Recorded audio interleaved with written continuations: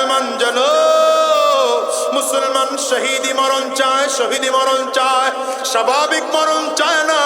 কারণ মরতে তো একদিন হবে, আজ হোক আর কাল হোক, বাঁচতে পারবো না। ঠিক না বেঠিক? জোরে বলেন। এই দুনিয়ায় বাবাও নাই, দাদাও নাই, বড় ভাইটাও নাই, বড় বোনটাও নাই। এমন এক সময় আসবে তোমাকে আমাকেও জমিন ছেড়ে চলে যাওয়া লাগবে। কিন্তু স্বাভাবিক মরণটায় জান্নাত পাবো কিনা জানি না। তবে যদি ইসলামের জন্য মরতে পারি, দ্বীনের জন্য যদি মরতে পারি, আমার রক্ত যদি ইসলামের জন্য ঝরাতে পারি, তাইলে মরতে দেরি হয়, আমার আল্লাহর জান্নাত পাইতে দেরি হয় না। ঠিক কিনা বলো? ইসলামী হুকুমত সাধনায় আমার, শাহাদাত জীবনের কামনায় আমার। ইসলামী হুকুমত সাধনায় আমার, শাহাদাত জীবনের কামনায় আমার। জীবনের বিনিময় রাশেদার যুগ ফিরায় দিতে এই ধরাতে আবার, ইসলামী হুকুমত সাধনায় আমার। ঠিক কিনা? লক্ষ জনতারই তো আশা, হাজার মায়ের বুকে কাতর ভাষা। লক্ষ জনতারই তো আশা, হাজার বোনের বুকে কাতর ভাষা। পৃথিবীতে জালিমের গোষ্ঠী যত, ওরাই তো সমাজের বড় গাদ্দার। ইসলামী হুকুমত সাধনায় আমার, শাহাদাত জীবনের কামনায় আমার। গোটা দুনিয়ার মানুষেরা আজ একত্রিত হয়ে গিয়েছে। গোটা বিশ্বের বিভিন্ন দেশে দেশে পরিবর্তন হওয়া শুরু হয়েছে। আমি তো বলি বাংলাদেশেও পরিবর্তনের ছোঁয়া লেগেছে। একটা বার যেহেতু পরিবর্তনের ছোঁয়া লেগেছে, আমরা ইসলামকে পরিবর্তন করে, কুফরকে পরিবর্তন করে ইসলাম বসাতে চাই। ঠিক কিনা বলো? হ্যাঁ, সেজন্য যদি আবার রক্ত দিতে হয়, তৈয়ার থাকো মুসলমান। কারণ মুসলমান কখনো রক্ত দিতে ভয় পায় না। 47 একবার রক্ত দিয়েছে, পাকিস্তান আলাদা হয়ে গেল, ভারত পাকিস্তান আলাদা হয়ে গেল। আবার রক্ত দিলাম 71-এ, পাকিস্তানের সৈন্যরা এদেশ ছাড়তে বাধ্য হলো। আবার 24-এ রক্ত দিলাম, স্বৈরাচার ভাগতে বাধ্য হলো। আমি তো বলি মুসলমান আবার যদি রক্ত দিতে হয়, কাফির মুশরিকদের দালাল ভেঙে যাবে, ইসলাম প্রতিষ্ঠিত হবে। আল কোরআনের ডাক এসেছে, বলো আল কোরআনের ডাক এসেছে। চলে আয় সকলে মিলে, আয় রে নবীন, আয় রে প্রবীণ, ছুটে পতাকা তলে। ঠিক না? কোরআন মোদের পথের পথে, কোরআন মোদের আশা। রসুল মোদের আলোর দিশারি, রসুল ভালোবাসা। আল্লাহু আকবার বলো না। সেই ওয়াদা করে মোরা ময়দানেতে লড়বো আমরণ দিনের পথে। আল কোরআনের ডাক এসেছে, বলো না আল কোরআনের ডাক এসেছে। চলে আয় সকলে মিলে, আয় রে নবীন, আয় রে প্রবীণ, ছুটে পতাকা তলে। মুসলমান রক্ত ঝরাইলে এটার কোনো সমস্যা নাই। মুসলমান মরলেও শহীদ, বাঁচলেও গাজী। ঠিক কিনা? আওয়াজ করে বলো। পয়গম্বর আরবের শরীর থেকে বারবার করে রক্ত ঝরেছে। আমার নবী তো বারবার করে বলেছেন, আমার মন চায় সুম্মা উহিয়া সুম্মা উকতাল সুম্মা উহিয়া সুম্মা উকতাল, আমার বারবার করে মনে চায় আমি বারবার করে শহীদ হব, আবার জীবিত হব, আবার শহীদ হব, আবার জীবিত হব, আবার শহীদ হব। মানুষ একবার জমিন থেকে বিদায় হয়ে গেলে আর জীবিত হওয়া যায় না, কিন্তু পয়গম্বর বলেন আমার মনটায় চায় আমি বারবার আল্লাহর রাস্তায় শহীদ হব আর বারবার করে জীবিত হব। বলেন ঠিক কিনা? উহুদের ময়দানে গিয়েছেন আমার নবী, বদরের ময়দানে গিয়েছেন পয়গম্বর, সাহাবায়ে কেরামদেরকে যুদ্ধের জন্য প্রস্তুতি করাচ্ছেন। কেমন করে? আমার নবী লোহার পোশাক পরেছে, মাথার মধ্যে লোহার টুপি, সাহাবায়ে কেরামদেরকে এমন করে প্রস্তুতি করাচ্ছেন। সাহাবায়ে কেরাম বর্ণনাকারী বলেন কাউদ্দির আইন, আমার নবীর সেই দিনকার বক্তব্য এত তেজস্বী ছিল, মনে হয় যেন নবীজি আগুনের মতো করে ফুটতেছেন লোহার বর্মের ভেতরে। শুধু তাই না, উহুদের ময়দানে প্রথম দিক থেকে মুসলমানদের বিজয় চলে এসেছিল, কিন্তু কাফির মুশরিকরা পেছন দিকে আবার পাল্টা আক্রমণ করার কারণে শত শত মুসলমান সাহাবীরা সেদিন আহত হয়েছিলেন। শুধু তাই নয়, 70 জন সাহাবী সেদিন শহীদ হয়েছিলেন। রহমতের নবী আমার নবীর দিকে লক্ষ্য করে কাফির মুশরিকেরা এত জোরে তীরগুলো মেরেছে, আমার নবীর রণকৌশল দিয়ে সব তীরগুলো ধীরে ধীরে ফিরে দেয়। একটা তীর এসে আমার নবীর মাথার কপাল মোবারক ঢুকে গেল, লোহার টুপিটা ভেঙে আমার নবীর মাথার লোহার টুপির টুকরা আমার নবীর মাথার খুলির মধ্যে ঢুকে গেল। পয়গম্বরের রক্ত টপ টপ করে বেয়ে বেয়ে বেয়ে বেয়ে জমিনের মধ্যে পড়তেছে।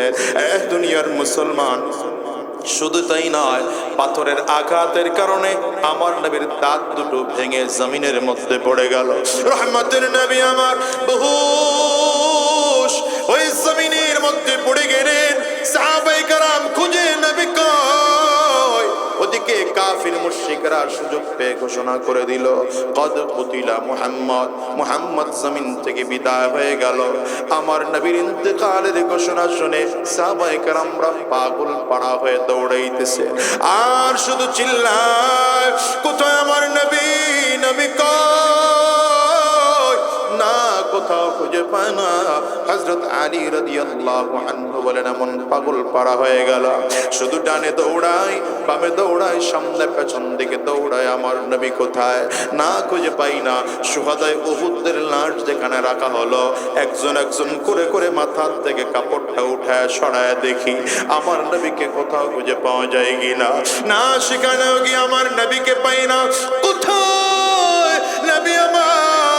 হঠাৎ করে তাকিয়ে দেখি রহমতের নবী পাহাড়ের আড়ালে একটা গর্তের মধ্যে বেহুশ হয়ে পয়গম্বর আরবি পড়ে আছে। নবীজির মাথা থেকে রক্ত টপ টপ টপ টপ করে বের হয়। আলী রাদিয়াল্লাহু আনহু বলেন গিয়া আমার নবীকে শক্ত করে জড়ায় ধরলাম। লম্বা সময় পরে নবীজির হুঁশ ফিরে আসলো। আল্লাহ তাআলার পয়গম্বর চেহারাটা হাতের মধ্যে দিয়া তাকায় দেখলেন পুরো চেহারা রক্তে ভিজে গিয়েছে। আমার নবীজির জবান থেকে বদদুয়া বের হয়, কাইফা ইউফলিহু কওমুন দাম্মা ওয়াজহা নবিয়্যিল্লাহ। আরে ওই জাতি কেমন করে সফল হবে যেই জাতি নবীজির চেহারা থেকে রক্ত ঝরায়। নবীজির এই কথা শোনার সাথে সাথে আমার আল্লাহ তাআলা জিবরিল পাঠায় দেয়। জিবরিল আমিন এসে আমার নবীর কানে মুখ লাগায় ডাক দেয়, পয়গম্বর আপনার চেহারা থেকে রক্ত ঝরলো, আপনি কি কষ্ট পাইলেন নাকি ব্যথা হলো নাকি আপনার? পয়গম্বর আপনার পবিত্র রক্ত কেন আল্লাহ তাআলা উহুদের ময়দানে ঝরাইলেন? কারণ হলো আপনার রক্তের বিনিময়ে আমার আল্লাহ উহুদের ময়দানটা কিয়ামত পর্যন্ত মুসলমানদের কবজায় দিয়ে দিতে চায়। আল্লাহু আকবার, চিল্লাও বলো। উহুদের ময়দানে রওনা করেছেন দুই সাহাবী একসাথে। এর মধ্যে একজন সাদ ইবনে আবি ওয়াক্কাস রাদিয়াল্লাহু আনহু।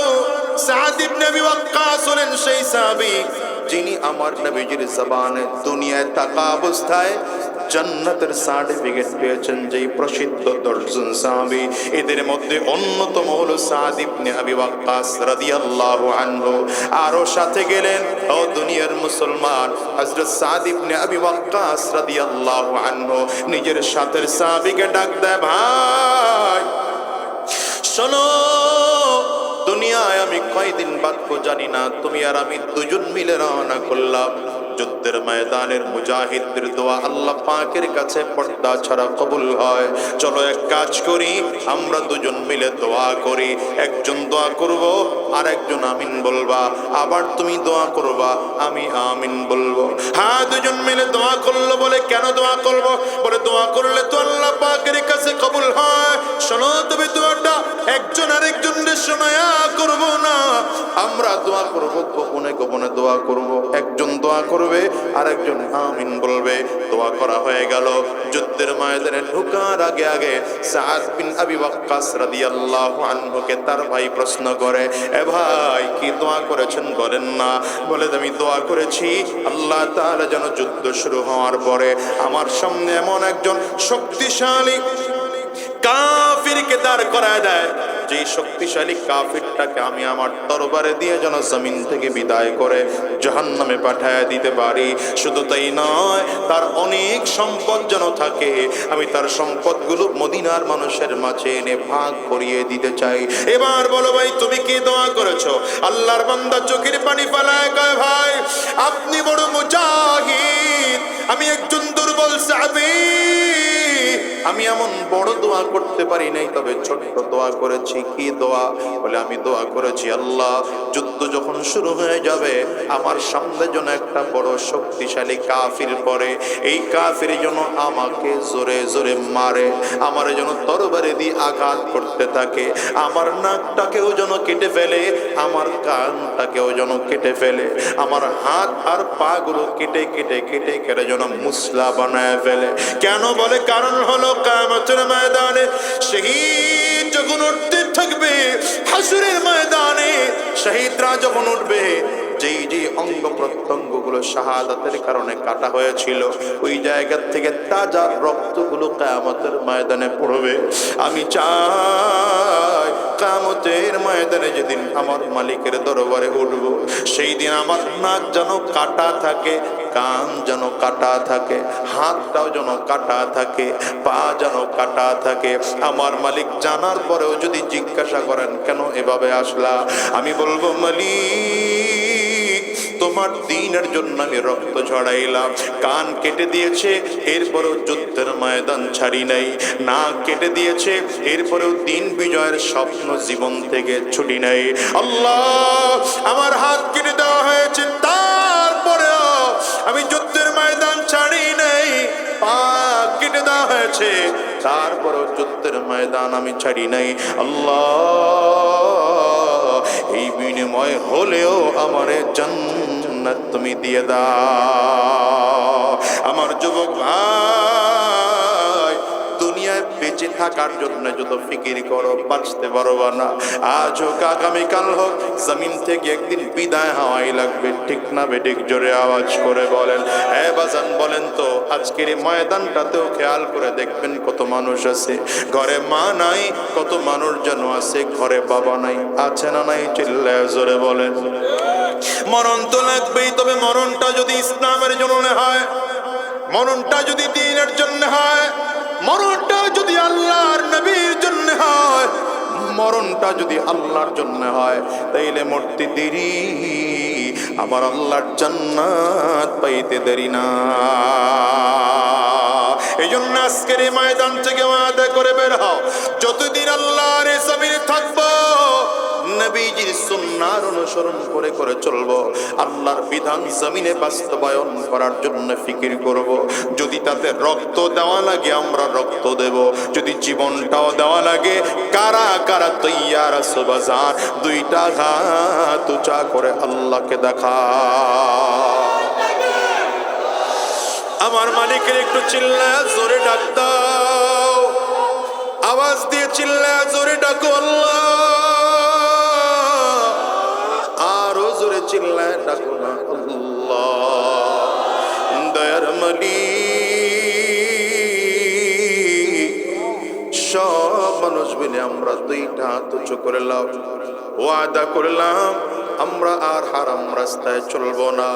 তোমার দিন জমিনে বাস্তবায়ন করার জন্য প্রয়োজনে রক্ত দেব, প্রয়োজনে জীবন দেব। আয় আল্লাহ, তবু এ বাংলার জমিনে দিন বিজয় দেখতে চাই, ইসলাম বিজয় দেখতে চাই। আমাদেরকে তুমি কবুল করে নাও, কবুল করে নাও। চিল্লায় জবান খুলে বলো আমিন, আর জোরে চিল্লা বলো আল্লাহুম্মা আমিন। ওয়া ইন্নাকা লাআলা খুলুকিন আযীম। রব্বে করিম বলেন, লাকাদ কানা লাকুম ফি রাসূলিল্লাহি উসওয়াতুন হাসানাহ।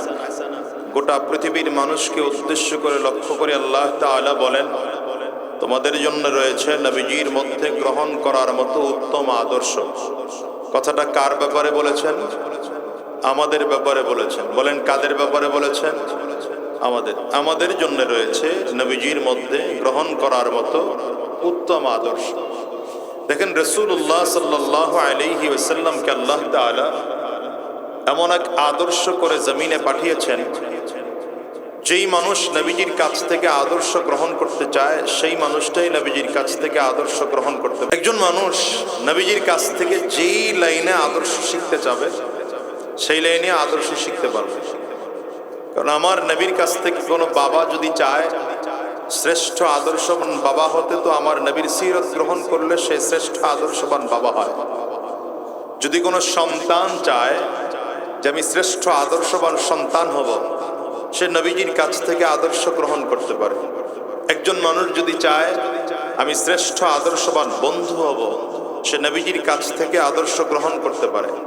একজন মানুষ যদি চায় আমি শ্রেষ্ঠ আদর্শবান উস্তাদ হব, সে নবীজির কাছ থেকে গ্রহণ করতে পারে। একজন মানুষ যদি চায় যে আমি শ্রেষ্ঠ আদর্শবান স্বামী হব, আমার নবীজির কাছ থেকে সে আদর্শ গ্রহণ করতে পারে। একজন মানুষ যদি চায় আমি শ্রেষ্ঠ আদর্শবান জামাই হব, সে নবীজির কাছ থেকে আদর্শ গ্রহণ করতে পারে। কেউ যদি চায় যে আমি শ্রেষ্ঠ আদর্শবান শ্বশুর হব, সে নবীজির কাছ থেকে আদর্শ গ্রহণ করতে পারে। একজন মানুষ যদি চায় আমি শ্রেষ্ঠ আদর্শবান যুবক হব, নবীজির কাছ থেকে আদর্শ গ্রহণ করতে পারে। একজন যদি চায় যে আমি শ্রেষ্ঠ আদর্শবান বৃদ্ধ হব, নবীজির কাছ থেকে আদর্শ গ্রহণ করতে পারে। কেউ যদি চায় আমি শ্রেষ্ঠ আদর্শবান রাজনীতিবিদ হব, নবীজির কাছ থেকে আদর্শ গ্রহণ করতে পারে। কেউ যদি চায় আমি শ্রেষ্ঠ আদর্শবান প্রেসিডেন্ট হব, তো আমার নবী মুহাম্মদুর রাসূলুল্লাহ সাল্লাল্লাহু আলাইহি ওয়াসাল্লামের কাছ থেকে গভর্নমেন্ট অফ মদিনার প্রেসিডেন্ট হিসেবে আমার নবী কেমন ছিলেন, সেখান থেকে আমার নবীর আদর্শ আমরা গ্রহণ করতে পারি। ঠিক কিনা? আওয়াজ করে বলেন। আমার নবী তো এমন একজন ব্যক্তিত্ব ছিলেন, যেই দিক থেকে আপনি তুলনা করবেন সেই দিক থেকে আমার নবী শ্রেষ্ঠ আদর্শবান ব্যক্তিত্ব। সন্তান হিসাবে আমার নবী শ্রেষ্ঠ আদর্শবান, স্বামী হিসাবে শ্রেষ্ঠ আদর্শবান, জামাই হিসাবে শ্রেষ্ঠ আদর্শবান, নেতা হিসাবে শ্রেষ্ঠ আদর্শবান, শ্বশুর হিসাবে শ্রেষ্ঠ আদর্শবান, আমার নবী রাজনীতিবিদ হিসাবে শ্রেষ্ঠ আদর্শবান। আমার নবী রাজনৈতিক ব্যক্তিত্ব, গভর্নমেন্ট অফ মদিনার প্রেসিডেন্ট হিসাবে গোটা দুনিয়ার ইতিহাসে শ্রেষ্ঠ এবং শ্রেষ্ঠ এবং শ্রেষ্ঠ আদর্শবান প্রেসিডেন্ট আমার নবী। ঠিক কিনা? আওয়াজ করে বলেন। এই জন্য বলি, আমার নবীকে আপনি কোন দিক থেকে তুলনা করবেন? সাউন্ড আরো বাড়ান। আমার নবীকে আপনি কোন দিক থেকে তুলনা করবেন? যেই দিক থেকে তুলনা করবেন সেই দিক থেকে আমার নবী শ্রেষ্ঠ। ঠিক কিনা বলেন? আশ্চর্যের বিষয় হলো আমাদের এই সমাজের মানুষ সব মানতে তৈয়ার, নবীজির আদর্শ মানতে রাজি না। আচ্ছা বলেন, আপনি নামাজ পড়েন, নবীজির আদর্শে নামাজ না পড়লে কবুল হবে? কথা কয় না। রোজা রাখেন, নবীজির পদ্ধতিতে রোজা না রাখলে রোজা কবুল হবে? হজ করলেন, নবীজির পদ্ধতিতে হজ না করলে কবুল হবে? মাথায় যে টুপিটা দিলাম, এটা যদি আমার নবীর সুন্নাহ তরিকায় না থাকে, আমার মাথায় টুপি দেওয়া সওয়াব হবে? সুন্নতি পোশাক পরলাম। একজন মানুষ নামাজ পড়তে গেলে নবীজির আদর্শ লাগে, রোজা রাখতে গেলে কথা কয় না মনে নবীজির আদর্শ লাগে, হজ করতে গেলে নবীজির আদর্শ লাগে, যাকাত দিতে গেলে নবীজির আদর্শ লাগে। এই যে এখানে ওয়াজ মাহফিলে আমি বয়ান করতেছি, আল্লামা নুরুল ইসলাম অলিপুরে সাহেব হুজুর বয়ান করেছেন, আরো বড় বড় উলামায়ে কারাম বয়ান করেছেন। বলেন, নবীজির আদর্শে বয়ান যদি না করি এই বয়ানের দাম আছে? কথা বলেন। আমার জীবনটা যদি আমার নবীজির আদর্শের সাথে মিল না থাকে, আমার নিজের জীবনের দাম আছে? তাহলে গোটা জিন্দেগিটা করতে হবে নবীজির আদর্শে, ঠিক না বেঠিক? এবার রাজনীতি হতে হবে লেনিন কার্ল মার্ক্সের আদর্শে। যে আপনারা হুজুররাও তো কথা পায় না, কি রাজনীতি হতে হবে লেনিন কার্ল মার্ক্সের আদর্শে, মাও সেতুনের আদর্শে, সক্রেটিস, প্লেটো, অ্যারিস্টটলের আদর্শে। আসতে বলে দেখছেন কথা কয় না, ধরা খেয়ে গেছে। রাজনীতি হতে হবে, বলেন বলেন এখন আপনি কোনটা করতেছেন? আব্রাহাম লিঙ্কনের আদর্শে রাজনীতি করছেন। শুধু তাই না, এই আদর্শের রাজনীতি করে আপনি আবার এই দেশে শান্তি প্রতিষ্ঠা করতে চান, কশিন কালেও না। এই নদী আপনাদের কাছে না? নদী নদী নদীর মধ্যে ট্রলার চলে না? আমাদের বরিশালের নদীর মধ্যে যে লঞ্চ চলে, চলে কিনা? আপনি দেখবেন লঞ্চের যে সাইলেন্সার হয়, মেশিনের যে ধোঁয়াটা যেখান থেকে উড়ে, এটা সাইলেন্সার বলে, বুঝেন তো? সাইলেন্সারটা প্রচন্ড গরম হয়, এত বেশি গরম হয় যে ওখানে আপনি হাত রাখতে পারবেন না, হাত পড়ে যাবে। পিঠ রাখতে পারবেন না, পিঠ পড়ে যাবে। দেখ বোকা আহাম্মক গিয়ে কি করলো, এই সাইলেন্সারের মধ্যে পিঠটা ঠেকায় দিল। সাইলেন্সারে কি করলো? পিঠটা ঠেকায় দিল। আচ্ছা, পিঠটা ঠেকায়া এই চিল্লাইতেছে, পড়ে গেলাম রে, জীবন শেষ হয়ে গেল রে, ধ্বংস হয়ে গেলাম রে।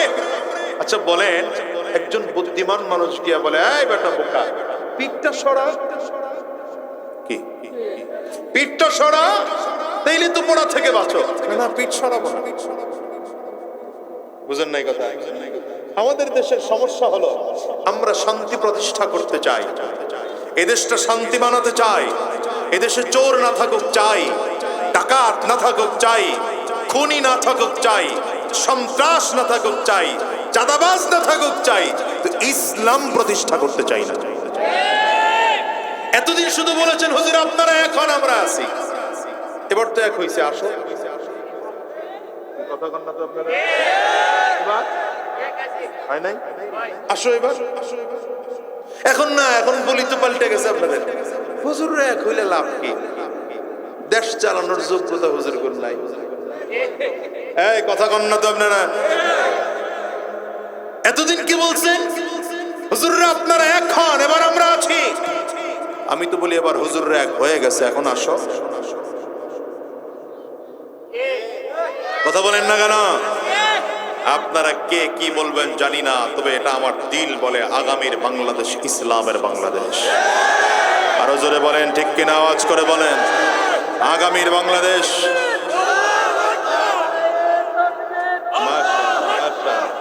আগামীর বাংলাদেশ। দেখছেন একজন মুরব্বী মানুষ, স্পিড কি তার, মাশাআল্লাহ মাশাআল্লাহ। আগামীর বাংলাদেশ ইসলামের বাংলাদেশ, আগামীর বাংলাদেশ কোরআনের বাংলাদেশ, আগামীর বাংলাদেশ মানবতার বাংলাদেশ, আগামীর বাংলাদেশ ইনসাফের বাংলাদেশ, আগামীর বাংলাদেশ দুর্নীতি মুক্ত বাংলাদেশ, আগামীর বাংলাদেশ স্বৈরাচার মুক্ত বাংলাদেশ, আগামীর বাংলাদেশ উলামায়ে কেরামদের বাংলাদেশ। যদি এটা করার জন্য আমাদের রক্ত দিতে হয়, আমরা রক্ত দেব, যদি জীবনটাও দিতে হয়। কারা কারা তৈয়ার আছো? দুই হাত তুলে দেখাও।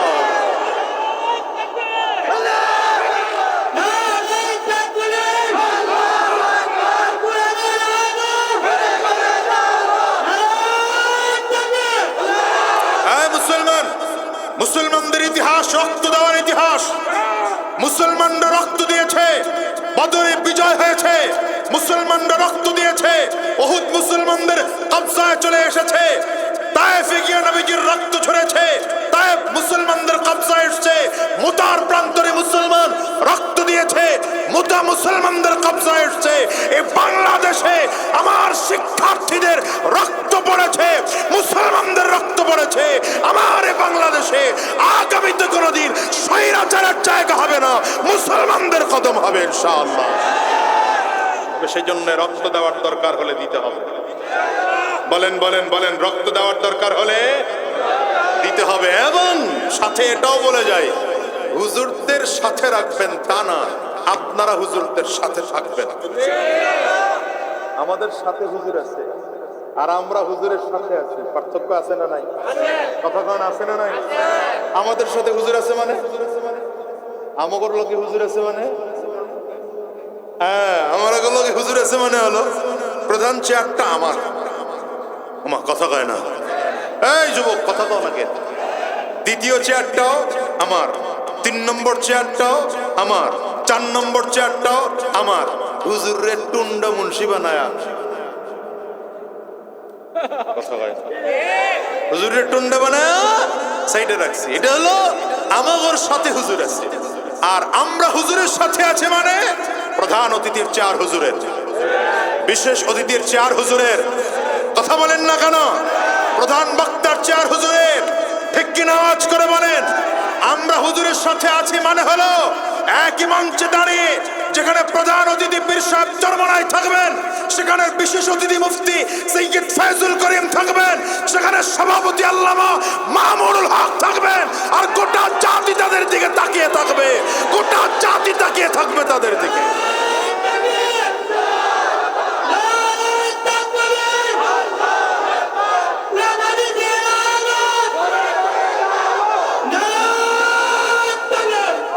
সুতরাং আমরা হুজুরের সাথে থাকব, আমগর সাথে হুজুর থাকবে তা না। ঠিক কিনা বলেন? 54 বছর তো আপনারা দেখছেন, এদেশ বহুত চালাইছেন আপনারা। খালি পরিবর্তন, এরে কইরা তারে বসান, তারে কইরা এরে বসান, তারে কইরা এরে, এইটাই চলছে। কথা কয় পরিবর্তন হয়েছে? চুরি বন্ধ হয়েছে, ডাকাতি বন্ধ হয়েছে, খুন বন্ধ হয়েছে, ছিনতাই বন্ধ হয়েছে। আপনারা কথা বলেন না। রাহাজানি বন্ধ হয়েছে? হয়নি, বরঞ্চ বেড়েছে। ঠিক কিনা বলো? একবার ট্রাই করে দেখেন আলেমদের। ভাই আমাদের ক্ষমতায় যাওয়ার শখ নাই, বিশ্বাস করবেন আপনারা? এই যে আমি মাঝে মাঝে বলি, আমার কাছে এখন আমার এলাকার চেয়ারম্যান এটা এত কষ্টের, এত কষ্টের যে আমার কাছে মন চায় চেয়ারম্যান এটা ছেড়ে ভাগতে পারলে আমার ভালো লাগে। কিন্তু বলেন তো, আমরা এই ওয়াজ মাহফিল, বলেন আমার কাছে একটা চেয়ারম্যানই বড় না এই ওয়াজ মাহফিলের মঞ্চটা বড় আমার কাছে? বলেন, আমাকে এই মঞ্চে থাকলে এমপি মন্ত্রী আমার সম্মানে দাঁড়ায়, আমার জন্য কি চেয়ারম্যান এটা বড়? বলেন গেলাম কেন? এরপরেও যাওয়ার কারণ আছে, কারণটা আপনাকে বুঝতে হবে আগে। হুজুরদের এমপি হইলে, আল্লামা মামুনুল হক এমপি হইলে কি আর না হইলে? কথা বলে না। আল্লামা নুরুল ইসলাম আলীপুরী সাহেব এমপি হলে কি আর না হলে কি? মিয়া আল্লামা শাহ আহমদ শফি রহমতুল্লাহ আলাইহি কোন এলাকার মেম্বার ছিলেন, চেয়ারম্যান ছিলেন, বৃদ্ধ বয়সে ঠিক মতো হাঁটতে পারতেন না। আল্লাহর বান্দা আসতে পারে না, এই জন্য আপনারা হেলিকপ্টারে করে আনছেন। আসতে পারে না, হুইল চেয়ারে করে আনছেন, বসাইছেন। হুজুর শুধু চেহারাটা দেখান, কথা বলা লাগবে। কি কথা বলেন না কেন? গোটা জাতি দেখিয়েছে যে ক্ষমতা লাগে না। কিছু মানুষ এমন আছে যাদেরকে আল্লাহ গোটা জাতির মুকুটবিহীন সম্রাট বানিয়েছে। আমি এই জন্য বলি, আমাদের জন্য ওয়াজ মাহফিলের মঞ্চ ভালো। আমরা চাই না রাজনীতি করব। আমাদের জন্য পীর মাশায়েখদের খান কাটাই ভালো। আমরা চাই না রাজনীতি করতে। আমাদের জন্য হাদিসের মাসনাদ ভালো। আমরা চাই না রাজনীতি করতে। আমাদের জন্য মসজিদের মেম্বারটা ভালো। আমরা চাই না রাজনীতি করতে। কিন্তু যখন দেখি আপনারা যারা রাজনীতি করছেন, আপনারা চুরি করেন, ডাকাতি করেন, খুন করেন, ধর্ষণ করেন, গুম করেন, চাঁদাবাজি করেন, মানুষের সম্পদ লুণ্ঠন করেন, তখন আমরা ওয়াজ মাহফিলের মঞ্চ ছেড়ে রাজপথে নামতে বাধ্য হই। আমরা খানকা ছেড়ে রাজপথে নামতে বাধ্য হই। হাদিসের মাসনাদ ছেড়ে, খতিবের মেম্বার ছেড়ে রাজপথে নামতে বাধ্য হই। আর আমরা হুজুররা নামলে এদেশের কোন চাঁদাবাজদের ঠাঁই হয় না। ঠিক কিনা আওয়াজ করে বলো? সুতরাং আপনারা ঐক্যবদ্ধ হবেন। আগামীর বাংলাদেশ মুসলমানদের হাতে দিতে হবে। ঠিক কিনা বলো? আল কোরআনের ডাক এসেছে, বলো আল কোরআনের ডাক এসেছে, চলে আয় সকলে মিলে, আয় রে নবীন, আয় রে প্রবীণ, ছুটে পতাকা তলে। ঠিক কিনা? কোরআন মোদের পথের পাথেয় কোরআন মোদের আশা, রসুল মোদের আলোর দিশারি, রসুল ভালোবাসা। আল্লাহু আকবার বলে না। সেই ওয়াদা করে মোরা ময়দানেতে লড়বো আমরণ দিনের পথে। আল কোরআনের ডাক এসেছে, বলো না, আল কোরআনের ডাক এসেছে। চলে আয় সকলে মিলে, আয় রে নবীন আয় রে প্রবীণ, ছুটে পতাকা তলে।